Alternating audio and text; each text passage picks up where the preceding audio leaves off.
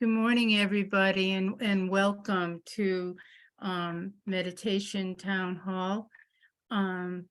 Thank you for all from being here. And thank you also, Nathan. Nathan will be leading us today, and from the Midwest. And there's people here from everywhere, absolutely everywhere. And so for the first thing to tell you about is on Saturday, July 22nd, and that's coming up, there will be a wonderful gathering with Lama Surya, Awakening. He's going to talk about his very first book, Awakening the Buddha Within. We are all Buddhas by nature. Now, if you haven't read this book, this is a reference book. This is an amazing book. And this is the book that brought me to Lama Surya. And it's amazing. And if you have, then you know you go back to it again and again and again and again.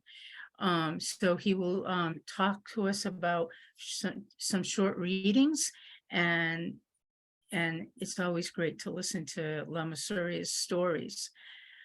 And then also coming up on in October, from the 22nd to the 27th, will be a fall residential meditation retreat. Retreats with Lama are just absolutely amazing. If you haven't been on one, you get to, yes, they're silent, but yeah, Lama tells wonderful stories. You get to chant together, which we can't do here. And if you like to chant, that's wonderful. And it's an amazing and profound experience. Highly recommend it. Highly recommend it. And Nathan, oh, it's all yours. Thank you so much, Dory. Thanks, Menla, for always quarterbacking all of these things, and the Dzogchen Foundation and Lama Surya for giving me the reins here today. So I'm excited. Happy Father's Day. Exciting time around here. My youngest still brings home Father's Day stuff from school, but my oldest is at the stage where they've moved on. Nothing comes home from the middle schooler. That's how it goes. But so nice to see you all. Looking forward to our time here this Sunday. So, one thing I always like to do to start off a practice, and I try to start off my day this way, but I don't always manage to do it. It depends on how quick I can roll out and get into action. But to start with a little bit of gratitude and just bringing things to mind that I'm grateful for. And certainly on Father's Day, kind of thinking upstream, I think about my father, his father, my mom's father, the kind of my personal family lineage. I also think kind of our spiritual lineage, our teacher, Lama Surya, his teachers, just bringing them to mind kind of sets a tone to be thankful for all the guidance they've provided, all the time and effort they've dedicated to things. And I also think downstream, very grateful for my kids and the chance to be a dad. Think about both as a dad and from my dad, I've learned so much. My dad, I always had a good, everybody's got their own relationship with their dad. My dad and I've always had a good relationship. And so I think of, the support, sort of the safety, the teaching he's given me. And I also think of all the things he taught me not to do. And I think it's fair to say I probably learned more from him, but I've also been more annoyed by him than than anybody else. And so my kids would probably say something similar about me, although maybe a little heavier on the annoying part than on the learning part. But that's kind of uh, the nature of things. And I know not everyone has maybe a positive thing come to mind when they think of fathers or when they invoke this. So maybe it doesn't uh, create a feeling of gratitude. Maybe it's something else. But maybe pivoting just to, more generally thinking of folks that have supported us, folks that have nurtured us, been there for us, helped us along our path. Just bringing them to mind. And I kind of like to just check and see if it isn't the case that when I do that, if it isn't kind of natural to feel a little bit grateful and also maybe feel a little bit compelled to be that force for others, to be there to support and help others, um, to help each other out, guide along the way. And so I like to just maybe take a minute here, just whatever comes to your mind, kind of in that spirit, care and teaching and encouragement, whoever comes to mind, bringing them to mind, just checking out and see what happens with that.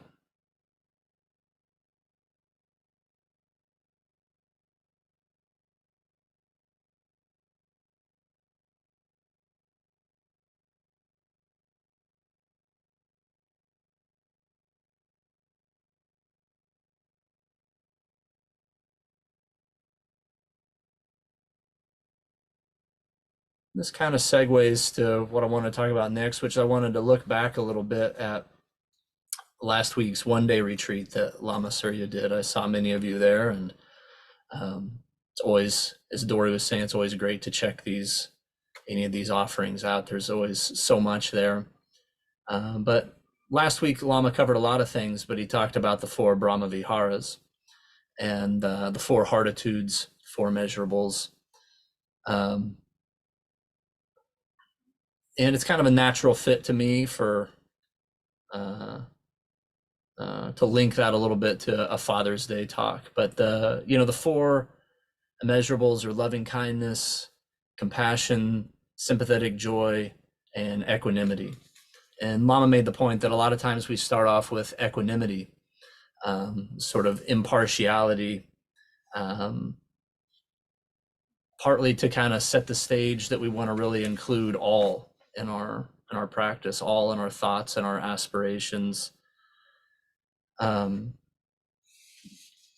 certainly as we think about maybe the role of our fathers and our fathers' fathers and maybe our kids if we go downstream, or maybe just generally about those that we're closest to, maybe even, not human. I know I don't see Deb's dog, but I know Deb's a fairly, Deb's a dog mom. Actually, I just saw the dog pop in right when I said that there. I'm a cat dad, so I've got a cup that says I'm the best cat dad. I've got 2 shirts that say it, so apologies to other cat dads if you're feeling a competitive streak coming up here during meditation. But whatever it is, there's some aspects of these relationships that we might call positive. There's some aspects of these relationships we might call negative, but probably whatever our reaction is, it's not impartial. It's maybe not equanimous, right? Maybe an extra fondness or an extra non-fondness, depending on the nature of how these things go. And I'm reminded, Lama talked about this in the last retreat. I've heard him say this on several occasions, but he said when he's asked, what did he most learn on these 3-year retreats, of which he did 2, what did he most learn? And he said he learned how to love those he doesn't like. And it's such an interesting nugget and something to think about. And I always really appreciate it. It's, first of all, I appreciate it because it's so relatable, because sometimes maybe we feel a little bit guilty for having these likes and dislikes. And maybe if you're surrounded, I'm just picturing Lama, at these retreats surrounded with very committed spiritual practitioners, might sort of have a feeling of maybe I should like them all, but not liking them all, but finding a way to love them. And that's really, the kind of the message was the four Brahma Viharas are really beyond like and dislike. Really moves beyond that. So, we might like our parents, we might not. We might like our kids, our friends. We might dislike politicians or coworkers or whoever pokes at us here. But the idea of equanimity is really to treat all the same and to really hold everyone in our thoughts and prayers, and appreciating all, wishing all well, not just those that we are sort of our favorites. And I think that sort of requires us to not have certain conditions that folks have to meet to be sort of worthy of wishing them well, to be worthy of love and compassion. And of course, it doesn't mean being a doormat, doesn't mean not having any boundaries. It doesn't mean that. But it does mean, I think, kind of going beyond like and dislike. And so, there's these different sayings you can kind of put to these four, immeasurables, but something like wishing all well. I wish all well. We wish all well. That's sort of the essence of the loving kindness. Understanding that others have suffering and feeling moved to help alleviate that suffering. That's the compassion piece. And rejoicing in the virtues and accomplishments of all. That's the sympathetic joy. And of course, the all part is the equanimity. And one thing about being a dad is it gives me a lot of opportunity to practice, like everything else. But I was joking last week before the retreat with Menla and Leslie, but we'd just gotten back from vacation. We drove 9 hours each way, with two kids in the car. And it was sort of, it's like a white knuckle dharma of, like, this is the perfect teaching, this is that kind of thing. And of course, there's parts of the trip, just like there's parts of anything we do that are very rewarding and very fulfilling and very fun, just like this vacation had many of those moments. And it also had these moments where I sort of called into question my judgment of agreeing. No one made us do like an 18-hour round trip drive with two kids in the car, but we did it. And but I think a little bit of like the five perfections: the perfect place, the perfect time, the perfect teaching, the perfect teacher, and the perfect student. I do try to remind myself of that, in these moments. And certainly being a dad pokes at a lot of things for me. Lama sometimes says he thinks being a control freakism might be the most popular religion in the United States. And I'm certainly a devout practitioner of that of that religion. But I tell you what, it's kind of hard to be a control freak around kids because they are agents of chaos. So however you think it's gonna go, it's probably not gonna go that way. And Lama often gives the advice too to try your best and you let go of the result. You just keep trying your best, and whatever happens, happens.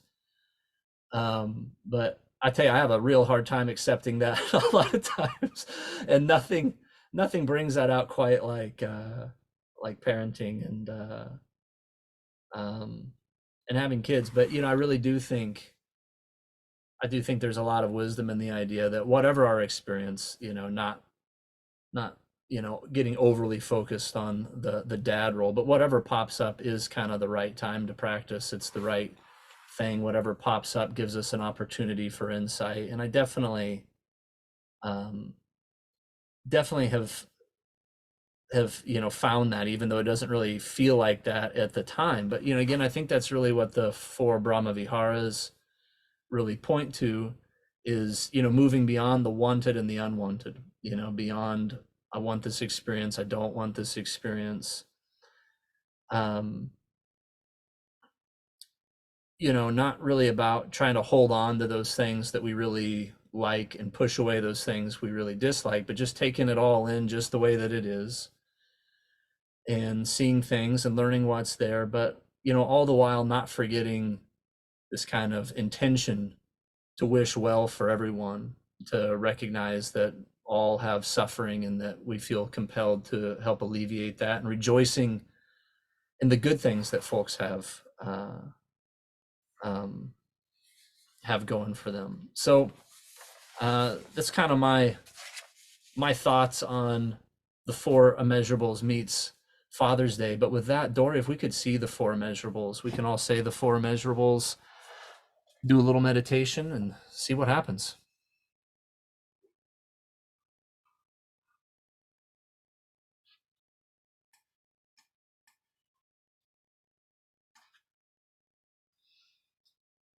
May all beings possess happiness and the inner causes of happiness. May all beings be free from suffering and the inner causes of suffering. May all beings remain undivided from the sacred joy which is free from suffering.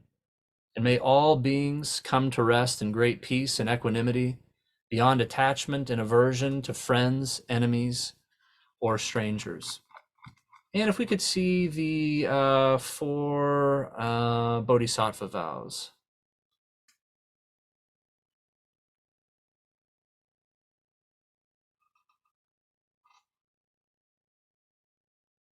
Perfect, thank you. Sentient beings are numberless. We vow to liberate them. Delusions are inexhaustible. We vow to transcend them. Dharma teachings are boundless. We vow to realize them. The Buddha's enlightened way is unsurpassable. We vow to embody it.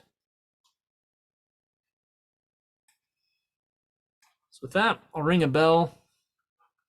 Find a comfy seat. Make yourself at home.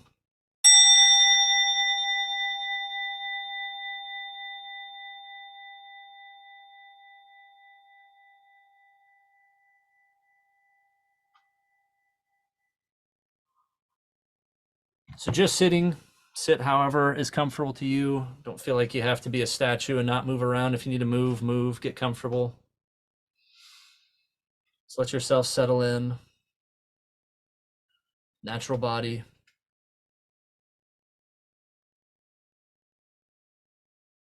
Natural breath. Not breathing any special way, just letting the breath come and go.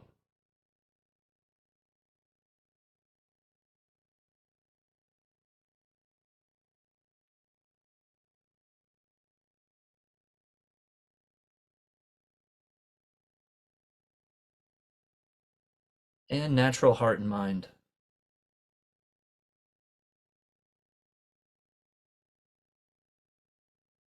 So whatever's going on in the realm of thoughts or feelings, just letting it be as it is naturally. We don't need to create any state. We don't need to block thoughts. We don't need to hold on to thoughts.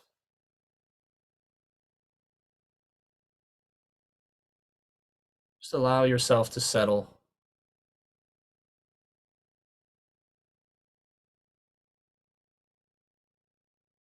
Sometimes to start, I like to think about just letting my mind settle inside my body for just a minute.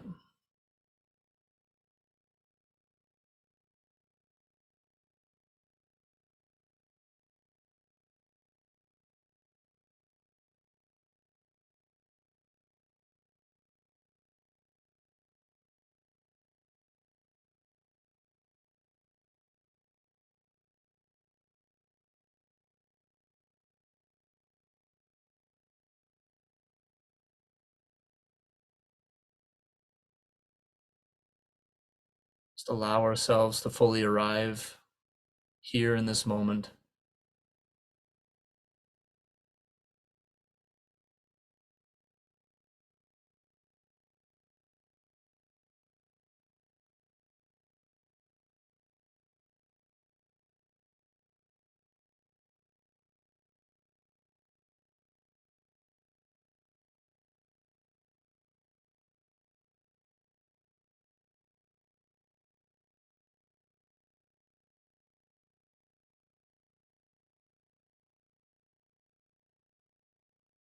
just resting, relaxing.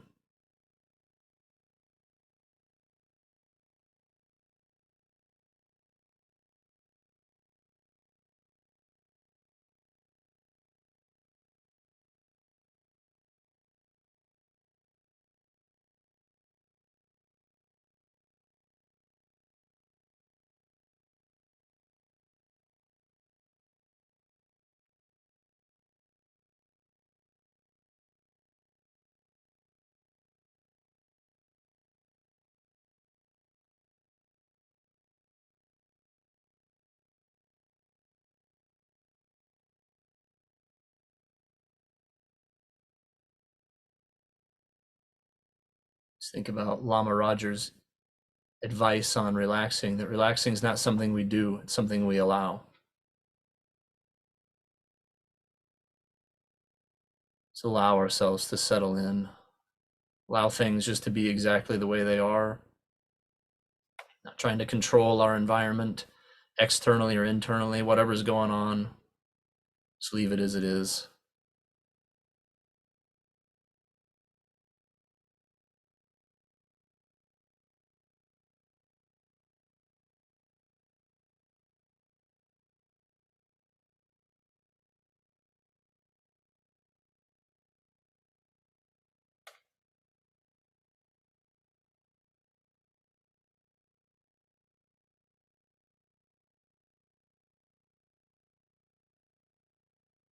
As if we've just finished some great task.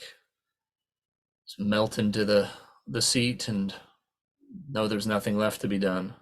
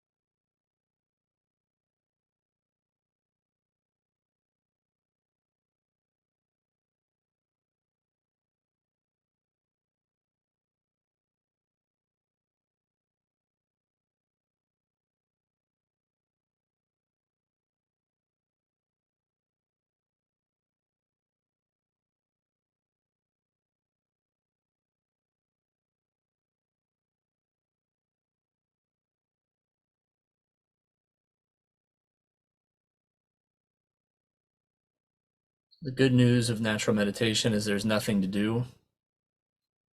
The fine print is vividly present, fully accounted for,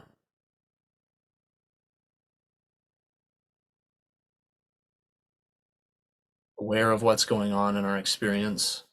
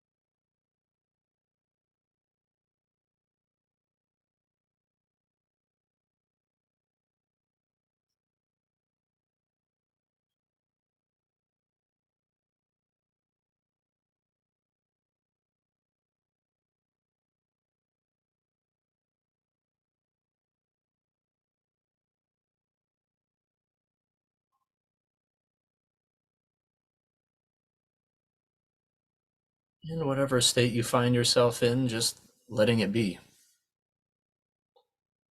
Don't need to create any particular experience. It's not about not thinking. So if you've got thoughts popping up, thoughts are not a problem. Just aware of these thoughts that come into mind and just allow them to follow their own natural course.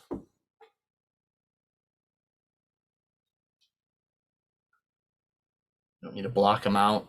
We also don't need to pour any gas on the fire.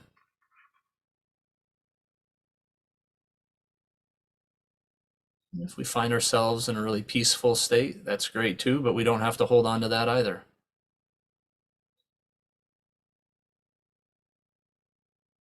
Just aware of whatever state we're in, just continuing allowing whatever comes up to come up. As things change, allowing that change, just aware of it.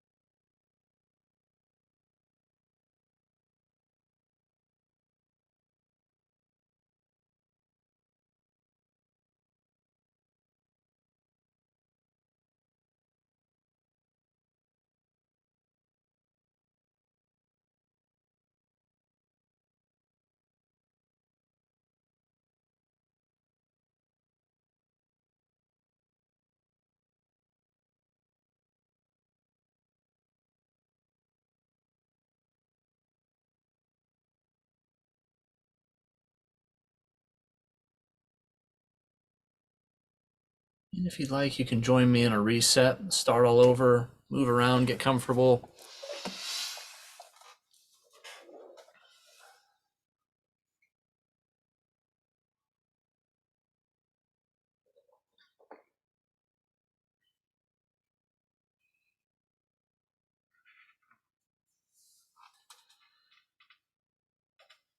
And settle back in.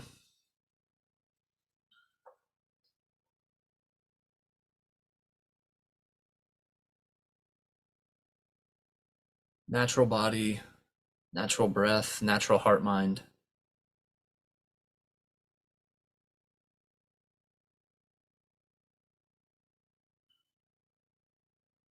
The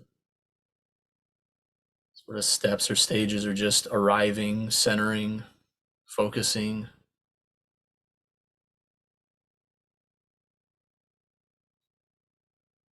Really becoming present and just leaving it as it is. Just do that over and over and over again.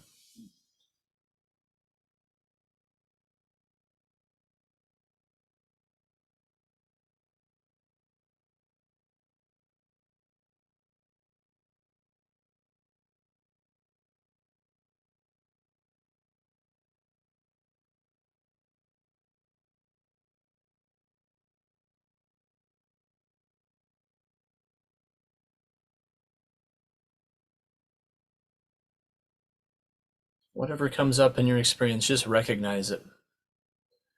Just leave it at that. Just leave it at the recognition.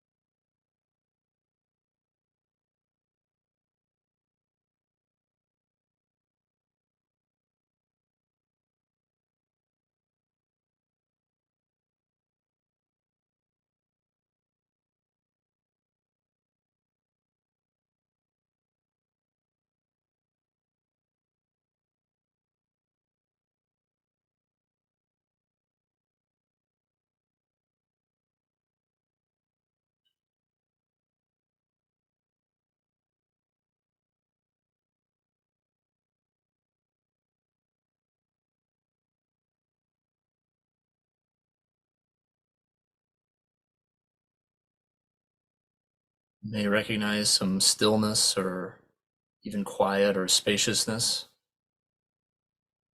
You might also recognize some movement, some thoughts, some activity. You might even recognize that there's something that knows the difference, something that sort of sees the still and spacious aspect of your experience and also sees the movement in your experience, the thoughts and activity.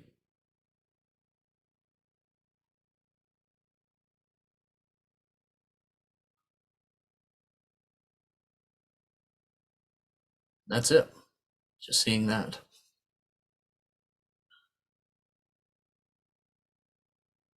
It's not about holding on to the stillness or spaciousness or blocking out the movement or the activity or the thoughts.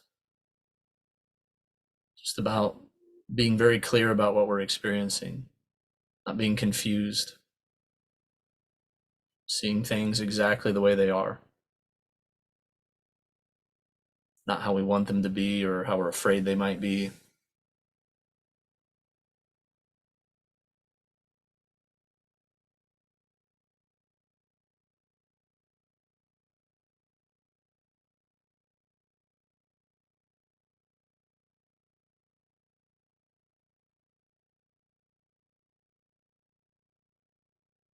nothing left to do but just sit back and enjoy the show.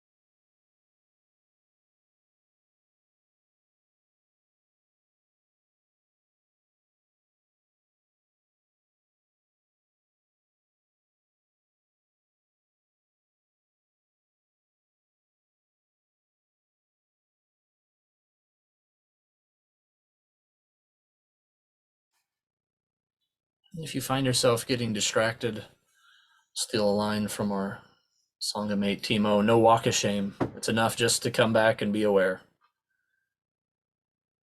Don't have to get into analyzing where you went wrong or guilt tripping yourself. Just arrive, just notice, just pick up from there as many times as you need to.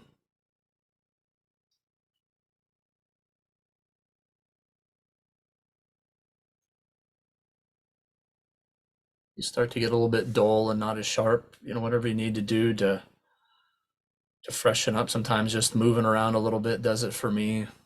Maybe a deep breath. Keep it fresh. We don't have to hold on. We're not statues. We can move around.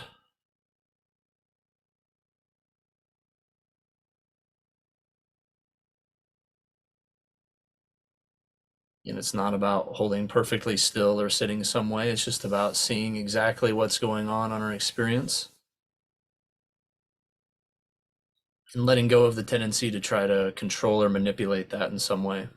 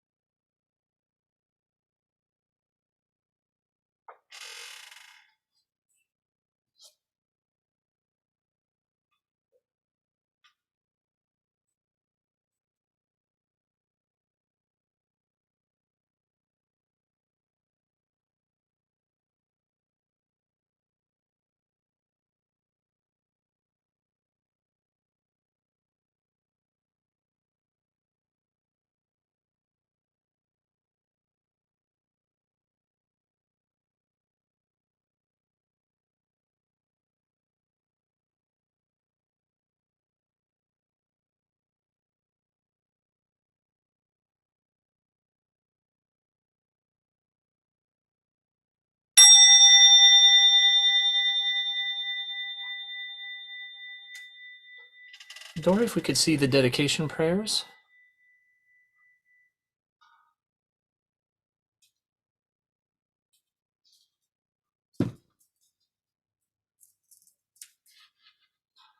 Going back to the 4 Brahma Viharas, just reminding ourselves of our wish to dedicate the benefits of our practice to the benefit of all.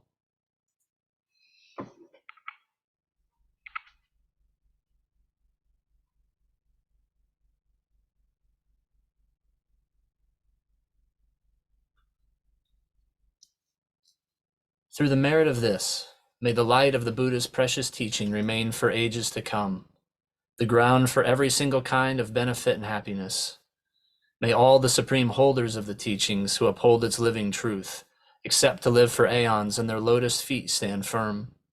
And so may the sun of altruism and well-being in all its blazing splendor shine the brilliant light of the study and practice of Buddha Dharma throughout every corner of the universe. May all beings everywhere, with whom we are inseparably interconnected and who want and need the same as we do, may they be awakened, liberated, healed, fulfilled, safe, and free. May there be peace and harmony in this world, and an end to war and violence, poverty and hunger, inequality and oppression, greed and cruelty, pandemics, famine, droughts, earthquakes, all kinds of natural disasters. May all be free from fear, harm, danger, anxiety, and insecurity, and may we all together complete the spiritual journey, one beloved community, one circle, one family, all the way home. I bow to all of you Buddhas. Thank you all so much for your practice. If you have any questions, feel free to pop them in the chat to the Dzogchen Foundation. And while questions are queuing up, I'll just maybe rehash. Last weekend Lama talked about the 4 Brahma Viharas at great length. It was such a great talk. I'm just kind of picking up a snippet of that, but it's the kind of thing that you can use a lot of different ways, just kind of a reminder throughout the day or to start the day. But, I think just kind of taking the time to remember that I think, we're all pretty much on the same page here in terms of we think we really do have the intent to be helpful to others and wish all well. And so it's just kind of nice to remember that for start diving into whatever routine or what other habits we might have. I certainly need the reminder often.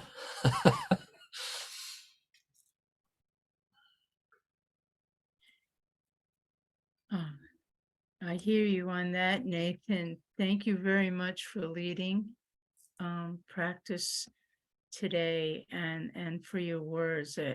Absolutely. Thank you so much.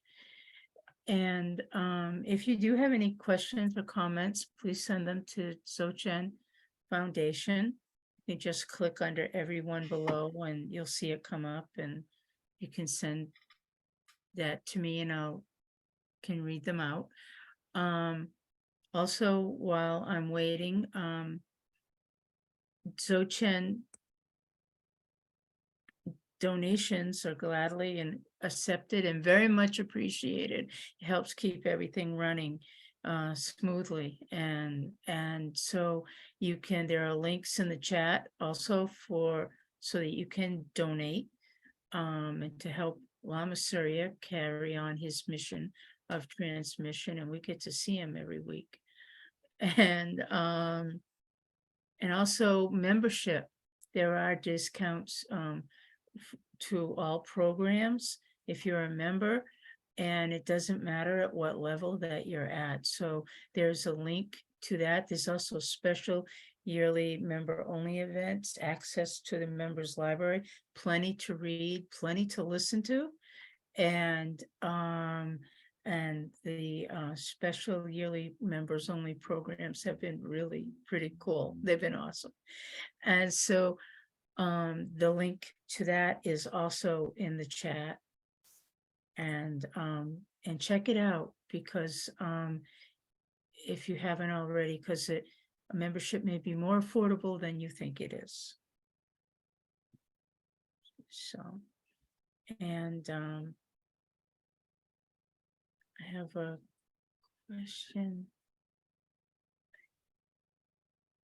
Glenda put in, I was thinking of being equanimous to friends, enemies, and strangers. How do you practice? You can see it, Nathan. How do you practice sameness to strangers? I am practicing by silently saying I love you to all strangers. Strangers are an interesting one, and I don't know what other folks' reaction is, but sometimes there's like an indifference to folks we don't know, which isn't, of course, the same thing as an equanimous. Equanimous doesn't mean sort of we don't care, but it is tricky um, with those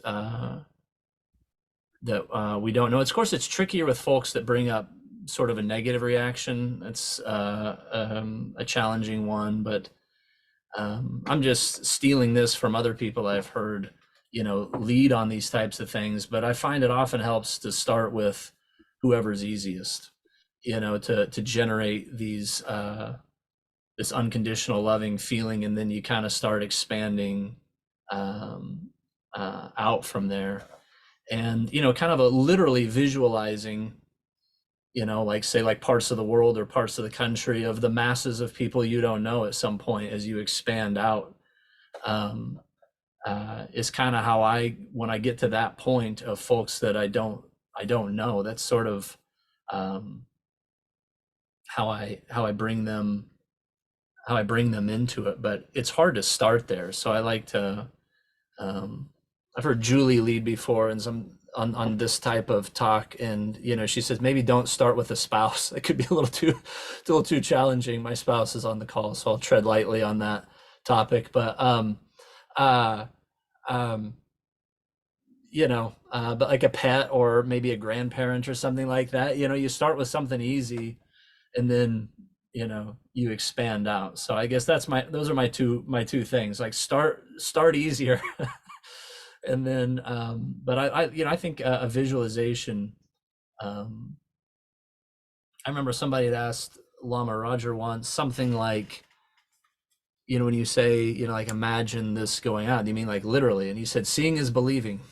So literally kind of visualizing, a little bit of effort on that sometimes can really help. And I like to kind of start geographically, locally, and then just kind of expand it out beyond the confines. We live here in Kansas City, and beyond there, and then to the whole world, and of course ultimately even to non-humans and the seen and unseen and all these types of things, not really putting any constraint on it. But yeah, I think about that one a lot, and good question.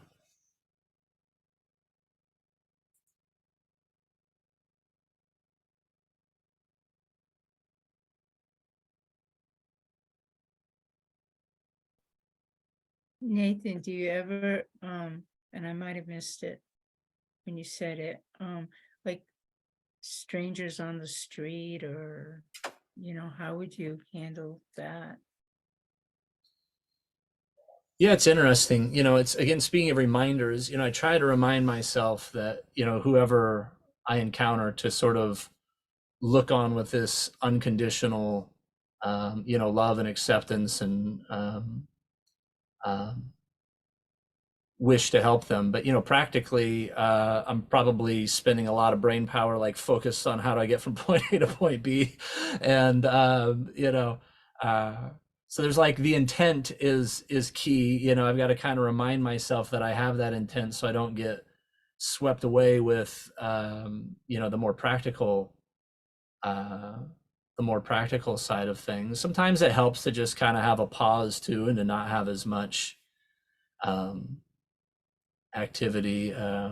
My daughter's a violin player, and so in her high school's footprint, they have the big concert, and there's 550 kids between 6th and 12th grade playing strings instruments. So it's like just a mass of players, and like that's a time where you can kind of tell they're all nervous. It's kind of easy. I don't know these kids, I know like probably 20 of them, right? Like but it's just so easy to look at them and wish them well and say, not just for that event, but and of course the family and their support structure all in the some of these environments just kind of lend themselves naturally, and then other times, like, you know, jostling through the airport and getting in line through security and stuff are a little more it takes like more of an adversarial type of energy to it at times. And so sometimes it's quite natural, and sometimes I think it takes a little more effort. So I think, you know, the context, you know, the setting matters.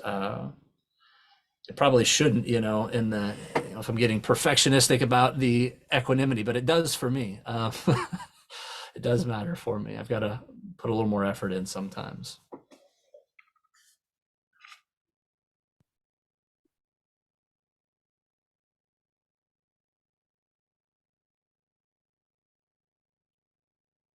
So we have a couple more minutes if anybody has a question, comment.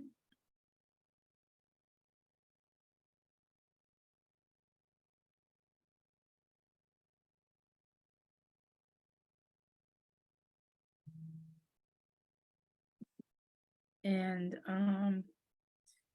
so again, we have the links in the chat with that for membership and to donate. And also we have the upcoming events. Keep your eye out for registration for October. It's going to be wonderful. And hope we can all make it there and actually see each other in person and chant together. And thank you all for coming. And thank you again, Nathan. And I wish you all a wonderful Sunday and a great week. Take care. Goodbye. Take care, everyone. Bye bye.